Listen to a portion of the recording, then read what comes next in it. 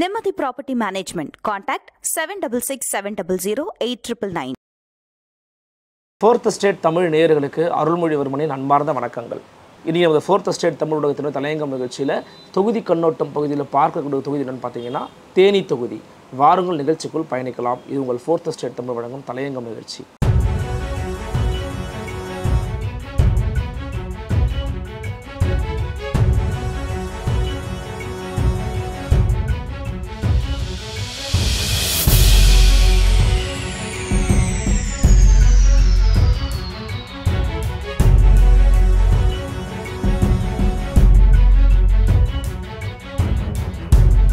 தேனி தொகுதி தமிழ்நாட்டுக்குள்ள ஒரு முக்கியமான ஒரு தொகுதிகளில் ஒன்று. வரிசைப்படி பார்த்தோம்னா அது ஒரு தேனி அப்படிங்கிறது தமிழ்நாட்டினுடைய 33வது மக்களவை தொகுதி. இந்த தேனி மக்களவை தொகுதி பார்த்திங்கன்னா தொகுதி மறுசீரமைப்புக்கு முன்னாடி பெரியகுளம் தான் இருந்துச்சு. ஸோ பெரியகுளம் மக்களவை தொகுதி தான் சொல்லுவாங்க. 2008க்கு பிறகு பார்த்திங்கன்னா இது தேனி நாடாளுமன்ற தொகுதி புதுசாக உருவாக்குனாங்க. அதுக்குள்ளே பார்த்திங்கன்னா தேனி மாவட்டத்துக்கு உள்ளே இருக்கக்கூடிய 4 சட்டமன்ற தொகுதியும் மதுரை மாவட்டத்துக்கு உள்ளே இருக்கக்கூடிய 2 சட்டமன்ற தொகுதியும் சேர்த்து 6 எம்எல்ஏ கான்ஸ்டிடுவன்சிஸ் இந்த தேனிக்குள்ளே வருது. என்னென்ன அப்படின்னு பார்த்தீங்கன்னா தேனி மாவட்டத்துக்கு உள்ளே இருக்கக்கூடிய ஆண்டிப்பட்டி, பெரியகுளம் தனித்தொகுதி, அது போடி, கம்பம், இந்த 4மே தேனி மாவட்டத்துக்கு உள்ளே இருக்குது. அதில் பெரியகுளம் தனித்தொகுதியாக இருக்கிறது. மதுரை மாவட்டத்தில் பார்த்தீங்கன்னா உசிலம்பட்டி, சோழவந்தான் தனித்தொகுதியாக இருக்கிறது. ஒட்டுமொத்தமாக இந்த 6 தொகுதியும் தான் தேனி மக்கள் தொகுதியினுடைய சட்டமன்ற தொகுதிகளாக இருக்கிறது. பொதுவாக இந்த இடத்துல இதனுடைய பாஸ்ட் ஹிஸ்ட்ரி நம்ம பார்க்குறோம் அப்படின்னா 2019ஆம் ஆண்டு முடிவு என்ன அப்படிங்கிறத முதல்ல பார்த்துடலாம். 2019ஆம் ஆண்டு பார்த்தீங்கன்னா இந்த இடத்துல திரு ரவீந்திரநாத் ஓபிஎஸ் அவருடைய மகன் இருக்கார் இல்லையா, ஓபி ரவீந்திரநாத், அவர் திமுக சார்பாக போட்டியிட்டு 5,04,813 வாக்குகள் வாங்கியிருந்தார். இரண்டாவதாக EVKS இளங்கோவன், காங்கிரஸ் கட்சியில் இருக்கக்கூடிய EVKS இளங்கோவன் அவர்கள் இன்றைக்கி ஈரோடு கிழக்கினுடைய எம்எல்ஏ, அவர் எவ்வளோ வாங்கினாருன்னு பார்த்தீங்கன்னா 4,28,120 ஓட்டுகள் வாங்கியிருந்தார். மூன்றாவது இடம் யாருக்குன்னு பார்த்தீங்கன்னா தங்கத்தமிழ்ச்செல்வன், அமமுக சார்பாக அன்றைக்கி போட்டி போட்டார். அவர் வாங்கின வாக்குகள் 1,44,050 வாக்குகள். அடுத்த கட்டமாக நாம் தமிழர் கட்சியிலிருந்து சாகுல் அமீது 27,864, மக்கள் நீதி மையம் சார்பாக ராதாகிருஷ்ணன் 16,819. இப்படியாகத்தான் 2019 முடிவுகள் இருந்துச்சு. இது 2019ஆம் ஆண்டுக்கான ரிசல்ட்டு. இப்போ நீங்கள் இந்த தொகுதியில் இந்த முறை யாரெல்லாம் போட்டி போடுறாங்க அப்படிங்கிற போட்டியாளர்களுடைய விவரங்களையும் நம்ம பார்க்கணும்.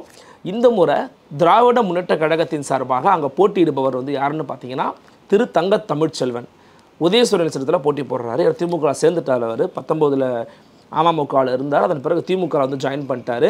இவர் போடி நாயக்கன் ஒரு 2022 சீட்டு கொடுத்தாங்க. அங்கே ஓபிஎஸ் கிட்ட தோற்று போனார். இரண்டாவதாக அதிமுகவிலிருந்து திரு VT நாராயணசாமி அவர்கள் போட்டி போடுறாங்க. நாம் தமிழர் கட்சியில் பார்த்திங்கன்னா மதன் அப்படிங்கிற ஒரு போட்டி போடுறாரு. அதே போல் அம்மா மக்கள் முன்னேற்ற கழகத்தினுடைய தலைவர் திரு TTV தினகரன் நேரடியாக இங்கே களத்தில் இறங்கியிருக்கிறாரு.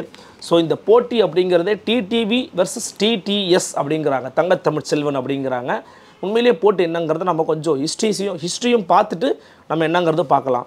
என்ன அப்படின்னா தேனி தொகுதி உருவாகிறதுக்கு முன்னாடி பெரியகுளம் நாடாளுமன்ற தொகுதியாக இருந்துச்சு பார்த்தீங்களா, அப்போது 52லேருந்து 2004 வரைக்கும் பார்த்தீங்கன்னா 14 தேர்தல் நடந்திருக்குது. இந்த 14 தேர்தலில் 7 முறை அதிமுக, காங்கிரஸ் 4 முறை, 2 முறை திமுக மற்றும் இதர கட்சிகள் ஜெயிச்சிருக்கிறாங்க. 2004 பெரிய நாடாளுமன்ற தொகுதியாக இருந்தபோதே காங்கிரஸ் வேட்பாளர் JM ஆருண் ரஷீத் ஜெயிச்சிருக்கிறாரு. யாரை தோற்கடிச்சுன்னா TTV தினகரனை தோற்கடிச்சு. தேனி தொகுதியாக உருவான பிறகு 3 முறை எலெக்ஷன் நடந்திருக்குது, லோக்சபா எலெக்ஷன். அதில் 2009ஆம் ஆண்டு தேர்தலில் அதிமுக வேட்பாளர் தங்கத்தமிழ்ச்செல்வனை வீழ்த்தி திமுக கூட்டணி கட்சி சார்பாக காங்கிரஸ் வேட்பாளர் JM ஆருண் ரஷீத் மீண்டும் வெற்றி பெற்றார். தொடர்ந்து தோல்வியை சந்தித்து வந்த அதிமுகவுக்கு 2014, 2019 ரெண்டுமே வெற்றி தான், தொடர்ந்து வெற்றியில் இருந்தாங்க. 14 திமுக வேட்பாளர் பொன் முத்துராமலிங்கம் 3,4 லட்சம் ஓட்டில் தோத்தார். யார் ஜெயிச்சதுன்னா அப்போ பார்த்திபன் ஜெயிச்சார் அதிமுகவில். அதே மாதிரி 19 பார்த்தீங்கன்னா 40 தொகுதியில் 39லையும் திமுக ஜெயிச்சாங்க. ஒன்று மட்டும் மிஸ் பண்ணாங்க. அது என்னென்னு பார்த்தீங்கன்னா தேனி மட்டும் மிஸ் பண்ணாங்க. ஸோ இந்த தொகுதியில் திமுக எப்போ போட்டி போட்டிருக்கு அப்படின்னு பார்த்தீங்கன்னா பெரியகுளம் நாடாளுமன்ற தொகுதியாக இருந்த வரைக்கும் திமுக 96 நேரடியாக ஒரு முறை வெற்றி பெற்றிருக்கிறாங்க. தேனி MP தொகுதியை அறிவித்த பிறகு 3 தேர்தலில் 2014 மட்டும்தான் இங்கே திமுக சார்பாக போட்டி போட்டாங்க. அதில் தோல்வி தான் தழுவினாங்க. 2 முறை கூட்டணி கட்சியான காங்கிரஸ் கொடுத்தாங்க. காங்கிரஸ் வந்து 2009 வெற்றி, 2019 தோல்வி, இது ரெண்டும் கொடுத்துருக்குறாங்க. ஸோ மீண்டும் 2014க்கு பிறகு இப்போது 2024 10 ஆண்டுகள் கழித்து களத்துக்கு வந்திருக்கிறது திமுக கழகம். ஆனால் தொடர்ந்து 2 வெற்றிகளை பெற்றிருக்கிறோம் நம்ம அதிமுக அப்படின்னு ஒரு உத்வேகத்தோடு இறங்கி இருக்கிறது அஇஅதிமுக.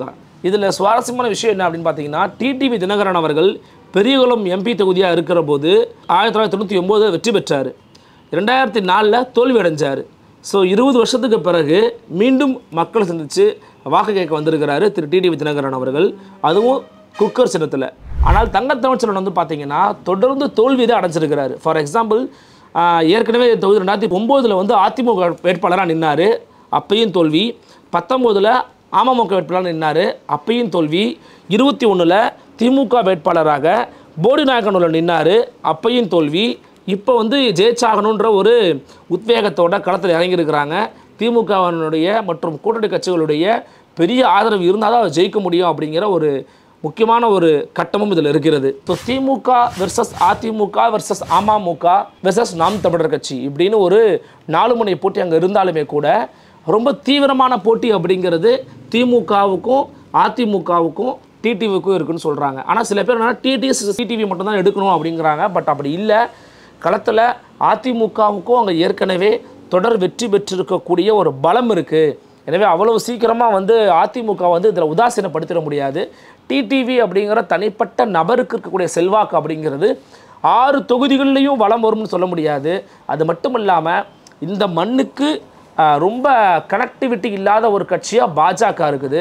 ஸோ பாஜகவோட கூட்டணியில் இருக்கிறாரு திரு டிடிவி. எந்த பாஜகவால் எந்த நடுவண் அரசால் பாதிப்புக்கு உள்ளாக்கப்பட்டாரோ அதே பாஜகவோடு கூட்டணியில் இருக்கிறார் அப்படிங்கிற ஒரு பெரிய விமர்சன கணைகளோடு தான் தொடர்ந்து மக்களை பார்த்துக்கிட்டு வர வேண்டிய ஒரு கட்டாயத்துக்கு தள்ளப்பட்டிருக்கிறார் திரு டிடிவி தினகரன் அவர்கள். அவரை போல் பாஜகவை அவ்வளவு கடுமையாக விமர்சித்த ஆளே இருக்க மாட்டாங்க. ஆனால் அந்த அளவுக்கு விமர்சித்த போதும் தற்போது நெருக்கடியின் காரணமாக அவங்களோட கைகோத்திருக்கிறாரு அப்படிங்கிறத வந்து நம்மளால் பார்க்கும்போது தெரிகிறது. எனவே டிடிவிக்கான வெற்றி வாய்ப்பை வந்து எப்படி இருக்கும் அப்படிங்கிறது ஒரு கேள்விக்குறி தான். ஸோ தங்கத்தமிழ்ச்செல்வன் வெர்சஸ் விடி நாராயணசாமியா இந்த போட்டி போகுமோ அப்படிங்கிறது தான் என்னுடைய ஒரு கணிப்பாக இருக்கிறது. 2021 தேர்தல் முடிவு என்னங்கிறது நம்ம பார்க்கணும். 2021 இப்போ நான் சொல்லியிருக்கக்கூடிய 6 தொகுதிகளில் யார் யார் இருக்கிறாங்கன்னு பாருங்கள். சோழவந்தான், அது வந்து ஒரு ஆக்சுவலி ஒரு தனி தொகுதி சொல்லியிருந்தேன் இல்லையா, சோழவந்தான் மதுரையில் இருக்குது. அதில் வந்து திமுக தான் வெற்றி. அவர் தான் வெங்கடேசனுங்கிறது எம்எல்ஏவாக இருக்கிறாரு. 84,240 ஓட்டு வாங்கியிருக்கிறாரு. உசிலம்பட்டியில் வந்து பார்த்தீங்கன்னா அதிமுக வெற்றி 71,255 ஓட்டு வாங்கியிருக்கிறாரு. அடுத்து பார்த்தீங்கன்னா ஆண்டிப்பட்டி, அதில் வந்து திமுக வெற்றி. மகாராஜன் அப்படிங்கிறவர் 93,541 வாக்குகள் வந்து வாங்கியிருக்கிறாரு. பெரியகுளத்தில் திமுக வெற்றி சரவணகுமார் வாங்கியிருக்கிறாரு, 92,251 ஓட்டு வாங்கியிருக்கிறாரு. அப்புறம் போடிநாயக்கனூர், அங்கே ஓபிஎஸ் அவர்கள் 1,00,000 ஓட்டு வாங்கி ஜெயிச்சாங்க. அதை தான் தங்கத்தமிழ்ச்செல்வன் 2000 வந்தார், திமுக சிறப்பட்டிட்டு 89,000 ஓட்டு வாங்கியிருந்தார். கம்பத்தில் வந்து திமுக தான் வெற்றி, ராமகிருஷ்ணன் 1,04,000 சொச்ச ஓட்டு வாங்கியிருக்காரு.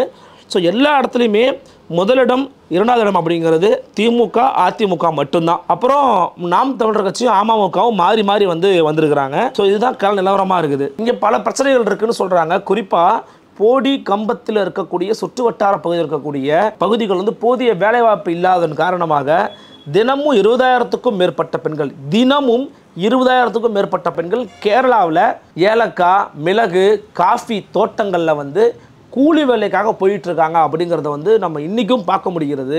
அவங்களுக்கு ஒரு வேலை வாய்ப்பை நிரந்தரமாக ஏற்படுத்தக்கூடிய வகையில் அங்கே எந்த விஷயங்களும் இன்னும் மேம்பாடு செய்யலை அப்படிங்கிற ஒரு பெரிய ஒரு குற்றச்சாட்டுக்கு விமர்சனம் இருந்துகிட்டு இருக்கு. அது மட்டும் இல்லாமல் ஜீப்பில் தான் அவங்க பயணம் பண்ணுவாங்க. மிக மிக ஒரு ஆபத்தான ஒரு பயணம் அது. அந்த ஆபத்தான பயணங்களை மேற்கொண்டு பல பேர் உயிரிழப்புகளும் வந்து சந்திச்சிருக்கிறாங்க அப்படிங்கிற செய்திகளை பார்க்க முடிஞ்சது. எனவே அந்த தொகுதியில் இந்த பிரச்சனை ரொம்ப நாளாக இருந்துகிட்டு இருக்கு. இது யாரும் வந்து பார்வைக்கு கொண்டு வரலங்கிற விமர்சனம் இருக்குது. அதே போல் வந்து பார்த்தீங்கன்னா நடுவண் அரசினுடைய கேந்திர வித்யாலயா பள்ளியை வந்து தேனியில் அமைக்க இடத்தை தேர்வு செய்த பிறகும் இன்னும் வந்து அமைக்கலை அப்படிங்கிற ஒரு விமர்சனத்தை முன் வச்சிருக்கிறாங்க. இப்படியான பல விஷயங்களும் இதில் இருக்கிறது. எனவே இந்த தேனி தொகுதியை பொறுத்த வரைக்கும் களம் இப்படியாக இருக்கிறது. இந்த தேனி தொகுதியினுடைய வெற்றி யார் கைப்பற்ற போகிறாங்க அப்படிங்கிறத மக்கள் முடிவு பண்ண தான் போகிறாங்க. ஆனாலும் கள நிலவரங்கள் எப்படி இருக்கிறதுன்னு நான் சொல்லிட்டேன்.